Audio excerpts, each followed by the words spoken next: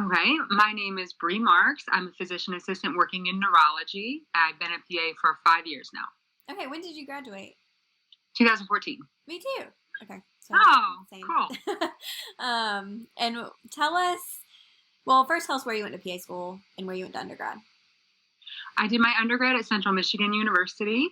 I'm from Michigan originally, and then I did graduate school at DeSales University in Center Valley, Pennsylvania. Okay, so how did you walk us through your journey of how you became a PA or decided that was the right thing for you? Sure. So I was a sociology major in undergrad. I thought I was going to work in nonprofits forever. I was really lucky as like a young student, even as an 18-year-old, I got very involved with some different nonprofit organizations and was able to get into leadership with them as a young person. So by the time I was 25 or 26, I'd been in national leadership positions for years, which was so cool. Okay. But I realized that in the nonprofit world, it's kind of like you go all in or you have to do something else. And I was just like, I don't want to do this forever. I don't see this as being like my career for the next 40 years. And I felt so lost and had no idea what to do instead. I felt like I had no skills other than like the really specific skills I had to work in nonprofits. I was living in Washington, D.C. at the time. And in the Maryland suburbs around D.C., a lot of the EMS services are volunteer. And if you join EMS, then they'll do all your training for... Sorry about that. My mom's trying to FaceTime me. Of course. Come join us. So one of my roommates was doing EMS and was like, you should come check it out, see if you like it. So I joined the Wheaton Volunteer Rescue Squad out of Wheaton, Maryland, and became an EMT and just absolutely fell in love with medicine. And that's how I knew that that's what I wanted to do. My lieutenant at the fire station, because fire and EMS are together in Maryland, was a critical care PA. Okay. So he was the first one that was like, come check out what I do. Come, stay in the ICU with me overnight, see if you like it. And I was just like, this is amazing. And so then I knew for sure I wanted to do medicine, and I definitely knew I wanted to be a PA. So I had to quit my full-time job, which was very scary, and go back and do all of my prereqs at once. So I did all of my math and science credits in about a year and a half. Okay. So you weren't working at all at that point, or? I was working as a nanny under the table. Okay. Yeah. Good. Right. Gosh, when I talk to all of my interviews, y'all make me feel so boring. I'm like, I've lived in Georgia my whole life, and you're like, I'm in all these different states. So. Oh, well. Yeah, well, maybe you knew more what you wanted right away. Some of us, take a winding body. I'm bored. Okay, so you decided to do all your prereqs and kind of working part-time, getting prereqs, kind of making that your priority. Were you still volunteering as in with the EMT stuff? I did for a while. Mm-hmm. So I moved to about 3 hours from there. So for a while, I went back and forth. I made it about 4 or 5 months, and then it just got to be too much because the commitment for volunteering is a lot of hours. It's about 20 hours a week, which, I loved doing when I lived there. It was really hard to sustain when I moved away. Yeah, that would be hard. Okay, so you did your prereqs. So then we'll get to application process. Did you Sure. have everything complete at application process? Did you feel like I'm ready, or were you still kind of like, I don't know, let's just give this a shot? Honestly, I was so naive about how hard it is to get into school. I'm glad I didn't know, because I was like, obviously I'm going to get in, no problem. So when I submitted my application, I did have all my prereqs done. I had all my volunteer hours that I needed, or my patient care hours, I should say, because I got that through EMS. And I'd done a lot of shadowing at that point, because actually the hospital where I work at now has a shadowing program, like a formal shadowing program. So if you get accepted into this program, you can shadow as much as you want. So I had all my hours and everything set. And like I said, I had no idea how competitive it was. So I was like, I went in being like, of course I'm going to get in, obviously. Luckily for me. So how many schools did you apply to? It's been a while at this point, but I think I applied to 7. Okay. And I got turned down by, I want to say 2 or 3 just didn't offer me an interview. I had an interview at 3 schools, and then I got an interview at my top 2, including DeSales, which is where I ended up going. And by the time I got accepted into DeSales, like I had others, like the rest of the schools that offered me interviews, but I had turned them down because I'd already accepted. Okay. From your interview experience or just thinking about your application, since you did have kind of a different background, do you think that made you stand out, or did that make them kind of question whether you were going to be committed to this? So I had a really amazing mentor, like a PA mentor, when I was doing this application process. And what she told me, and what I pass on to any pre-PAs that I talk to now, is that a non-traditional or bio degree background is a good thing. It's a plus, I think, because it does make you stand out. And at the same time, you have to prove that you can do the work. So, if you're coming from an arts major, a music major, a business major, or whatever it is, that's fine.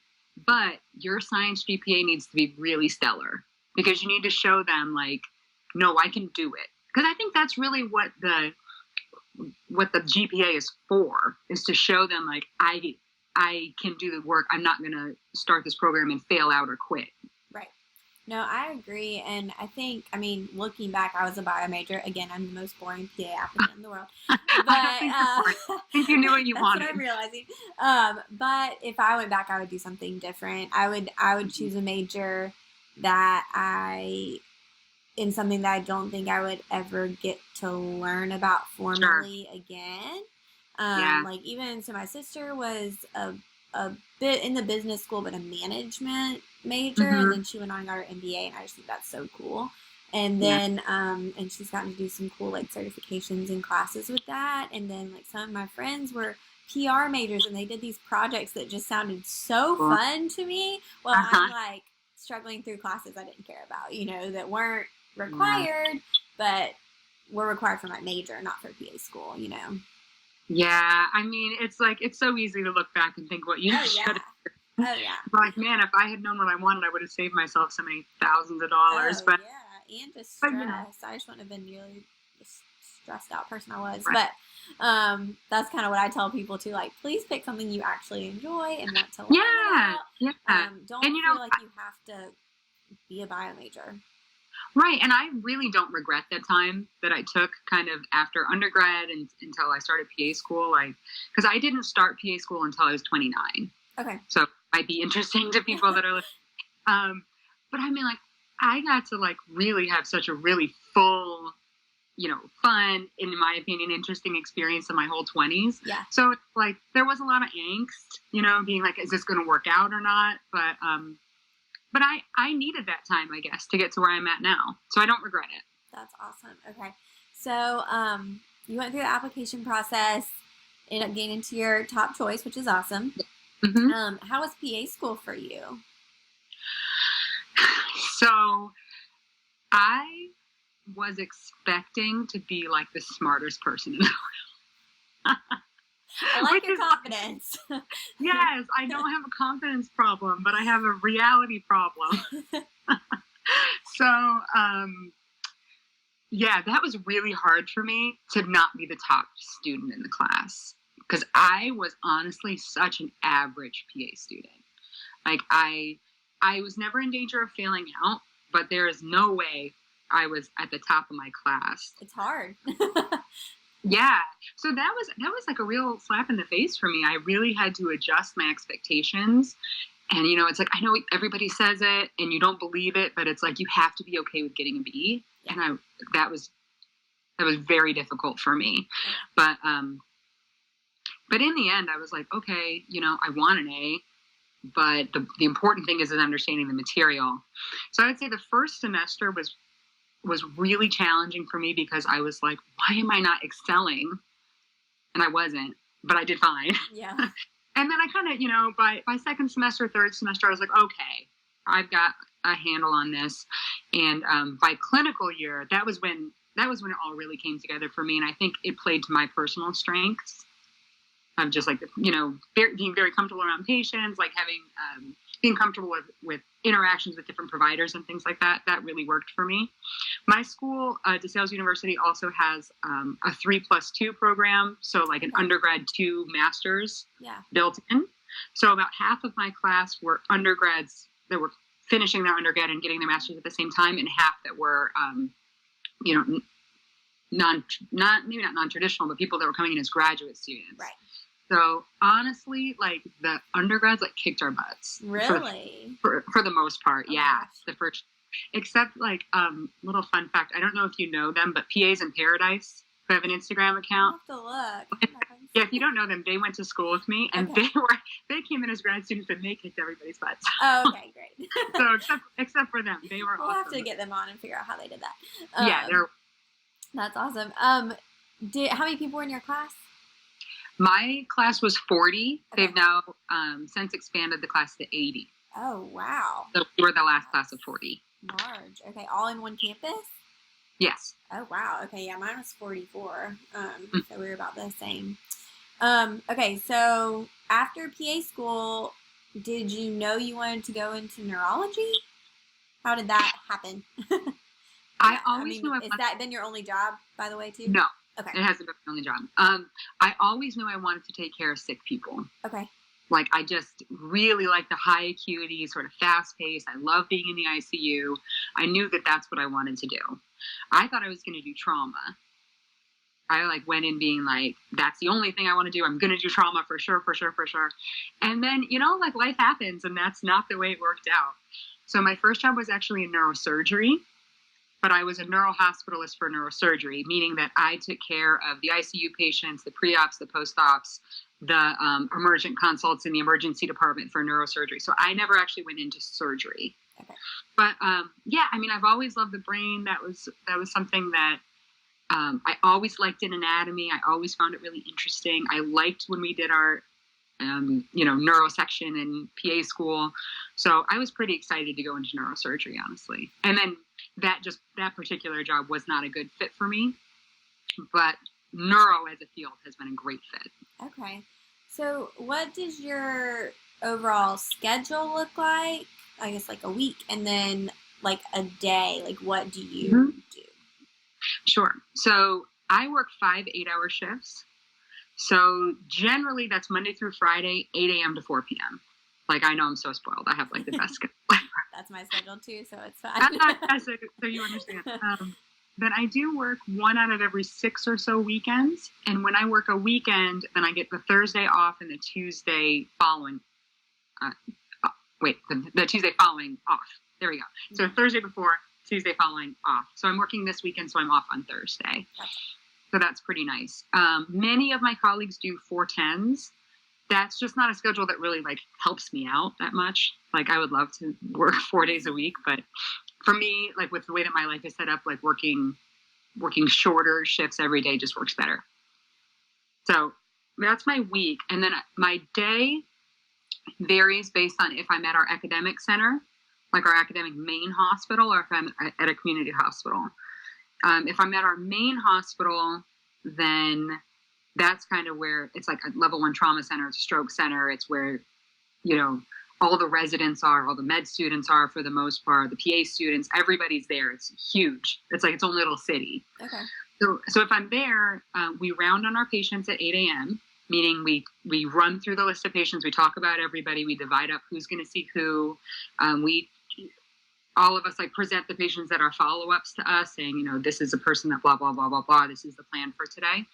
And then we split up. So I'll go, I'll see my new consults, meaning I do all of their chart review. I look at all the imaging they already have. I look at all the lab work they already have. Then I go see them. I do their entire history, their entire physical, come up with a plan, order whatever imaging and whatever other studies we might need. And then I see, we'll say I see 3 or 4 patients, and then I'll do what's called staffing. So I'll staff with my attending and say, hey, I'm ready to talk about these patients. And then, then I formally present to my to my attending and say, this is what we're doing, blah, blah, blah. This is my plan. And they say, okay. Generally speaking. If I'm at one of our community hospitals, then I'm there by myself for most of the day, probably like 80% of the day. So we don't round. Then I just go in, I look at the list, I see whoever needs to be seen, do all of that. And then I'll staff with my attending either over the phone, or they might come there for the last, couple hours of the day, and then we'll talk to them. We'll talk about them then. Okay. But so, the way that our team works is generally we work as a team, meaning that the physician sees most of the patients that I see, but it's really so much a collaborative effort. Like I'm doing 90%, they kind of come in and give their expertise and stuff. And it's a situation that feels really comfortable and fulfilling for everybody. Okay. Because our attendings will have maybe 30 patients that they need to see every day. And that's a lot in neuro. Yeah. That's really a lot. So whereas I might see 8 or 9, they have to see so many more. So it's really they very much trust our assessment plan exam and kind of move forward. So we really do expand care that way, because there's no way that a physician could see that many patients by themselves. You feel like you have a good relationship, good teamwork atmosphere, and good level of autonomy? 100%. I feel like I'm the luckiest person in the world with my team. I really, really adore my team, and I really love my job. That is awesome. Yeah, that's what I feel similarly. I think I, Great. see my patients that I need to, but also have a really great support system in place if I need it. And so I always feel bad for the PAs who I feel don't have that, because it's out there and it makes your life so great. Yeah, I look forward to going to work every day. I honestly do. And my team is actually we're such nerds. We hang out with each other all the time. We do movie nights, and we go out to dinner, and we hang out a lot. So I feel I get to go to work with my friends every day. It's great. Yeah, I feel the same, and I think that's a great work environment. Is neuro a hard field for PAs to get into, or is it something that's pretty available as far as jobs go? I don't think it's a hard field to get into. I think there's so much need, really. There's only going to be more need because the population is sort of aging. And not that all of my patients are older, but, a lot of older patients have neuro issues with strokes, things like that. So I think there's only going to be more and more need. I would never tell somebody it's going to be impossible to get a job out of school if that's what you want to do. It might take a little looking. You might need to be willing to relocate, but that's true for any job. Yeah. For the most part, unless you want to do primary care, you have to sort of be willing to, look around. Up. Yeah. I mean, yeah. Okay. So, first of all, I feel like you're just an amazing person. Oh, thank you. You said I would take care of sick people. I was like, we are so different. My job feels so cushy.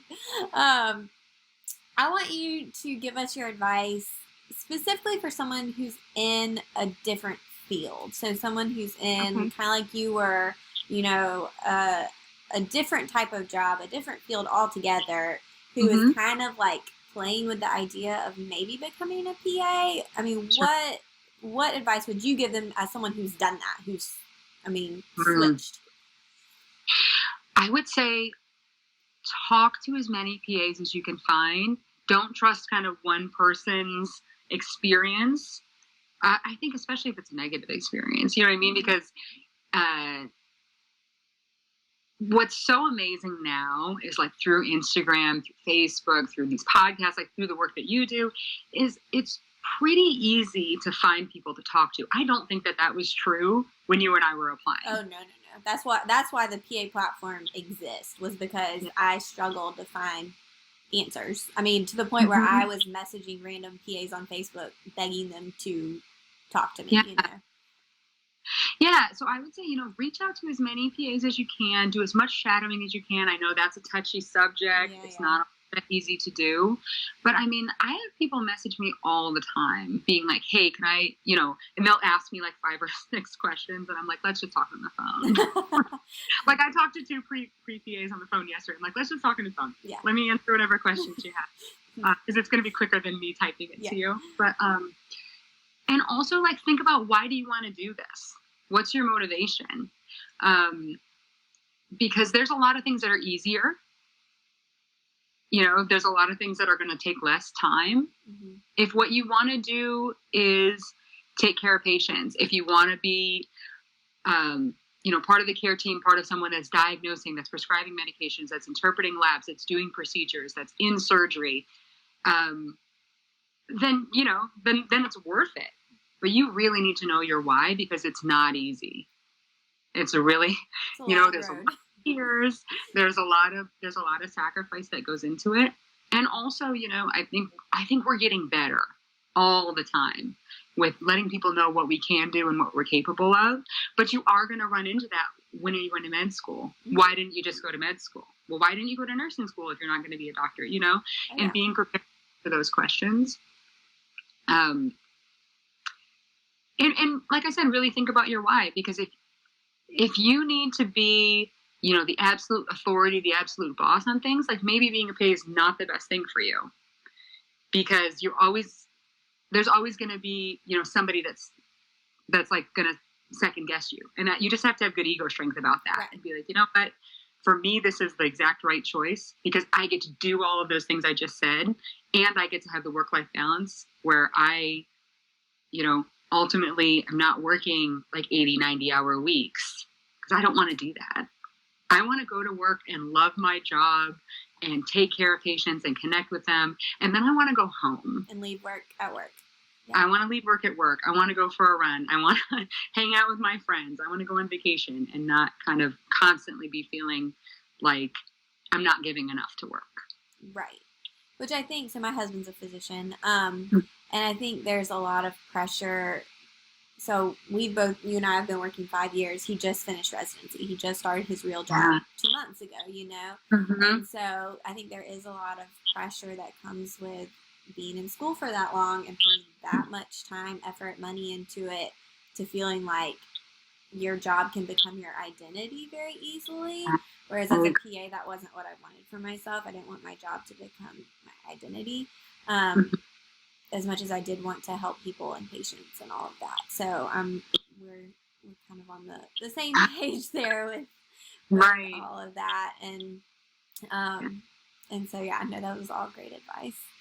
Yeah, actually, my older brother is a surgeon. Okay. We're 18 months apart. Okay. So he actually took a very traditional path through med school. Mm-hmm. So he did, undergrad, right to med school, right to residency, right to fellowship. He's now doing a second fellowship. Oh my gosh. He's insane. I know. And my best friend actually was a non-traditional student and started med school the year that I started PA school. So it was cool. It was cool to be able to sort of see the other side of it. Yeah. But she's 4th year resident now. So, I've been practicing for 5 years. She's just finished. But med school was the right choice for both of them. Yeah. No, and that's what I think you do have to decide if it's, and for me, I mean, the PA I work with and I were actually talking about this, and how most PAs who enjoy their jobs, I feel like our personality, so we're talking about different personalities in the workplace, if my supervising physician comes to me and says, hey, maybe next time, like, I read your note, do this or consider this, I'm like, okay, that's a great idea. Thanks for the tip. That's awesome. I love learning. I'm not like, oh, I'm offended that you don't think I did it right. No, I'm like, I'm a terrible person. Yeah, I'm like, that sounds great. Like, good idea, Awesome. And so I think if that's not how you handle criticism, or if you can't have that kind of positivity, then you're right, it may not be where you want to end up. But shadowing helps with that a lot. So yeah. Well, tell everybody where they can find you and ask you all the questions. Sure. So I'm most active on Instagram. My Instagram is between 2 stethoscopes, like stethoscope that you wear around your neck, or your ear. I wear mine around my neck because I'm a neuro. I don't like listen to too many hearts. But so it's between 2 stethoscopes. I am also on Facebook, but I'm not very active on there. Okay. So If you message me on Instagram, I'll probably get back to you that day. If you message me on Facebook, you have to wait till I remember and log in. Right, yeah. Okay, awesome. Well, thank you so much for taking the time to do this. Thank you so much for asking me. It was such a pleasure to talk to you and get to kind of meet you more or less in person.